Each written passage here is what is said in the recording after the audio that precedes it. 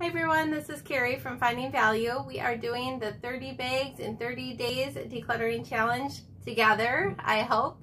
And today I thought that we would talk about my new method of helping kids learn what is important and what is not in their toy collections.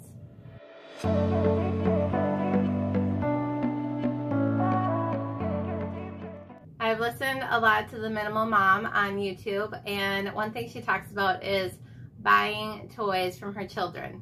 And I kind of have thought about that for a few years, not certain if that was the method for me, but we do a lot of garage saling, and we also have our own garage sale, and preparing for our next garage sale made me think I really would like to pare down the items in my children's bedrooms, especially the toys, and how can I encourage them to do that, really not even asking at all about getting rid of any of their favorites, but those things that they really don't choose very often are the things that I think, why are we even keeping these? It's not really that important to take up valuable space in our home if they're not choosing to use them. So I thought, well, maybe I'll ask my older daughter what she thinks about this buying items from her idea.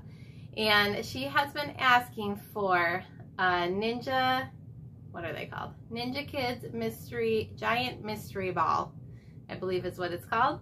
And she's been asking for this for over 6 months. I think it's like $40 to $50 in the stores. And I just wasn't certain that this is something she needed, but it is something she is really interested in. So I thought, well, maybe if she can get rid of enough items that we could price similarly to what we would get for them at our garage sale coming up, I could just pay her for those ahead of time, and she could use the money to buy this one toy. I was pretty sure that the amount of toys she'd have to get rid of to earn $40 worth of money from me would be way more space taking up in our home than this one $40 toy. So she thought that was a good idea, but it still took me a little while to figure out, well, how do I go about that? Mostly, I would like some larger items out of her room, because those are the things that cannot fit in the toy boxes. Those are the things that don't fit in her closet. And I guess those are the things that I would put a higher value on in a garage sale. Now, some of those things she agreed to, some of those things she did not. She wanted to keep.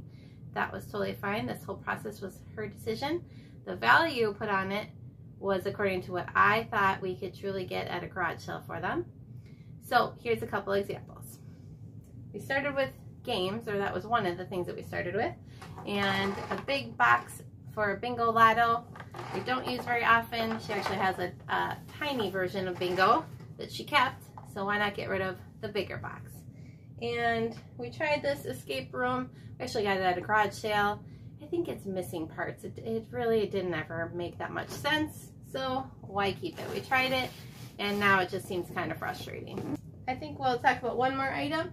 My daughter has a bunch of these stuffed animal type pillows. This one she's had for several years. It's kind of getting flat, and she decided this was one she could pass along. So I will have to see what the price tag I had on these is and let you know in just a second. I wrote all of it down. So we decided we could sell the bingo game for $2. The escape room game, I gave her $1. I probably won't price it that high, or maybe even just do it for free, because I do think something is missing in it.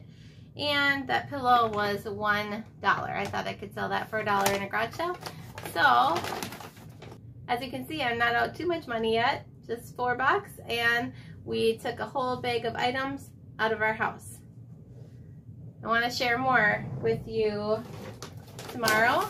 I have this huge bag of little tiny items that my older and younger daughter agreed on. Some of the costs was split between them, and all of this did add up to a very large surprise at the end. It did have to do with the Mystery Ninja Balls. I'll tell you how I got a discount on those, and how both of my daughters joined in because they were excited to get these Ninja Kids Giant Mystery Balls. Definitely subscribe so you can see a little more about how I helped my children want to get rid of some toys and gave them a little bit of money in the process so that they could get that really valuable, desired toy for them. I'm going to say to be continued on this one so that we can go through with this next bag tomorrow. That will be day 12 of our 30 bags and 30 days decluttering challenge. See you tomorrow.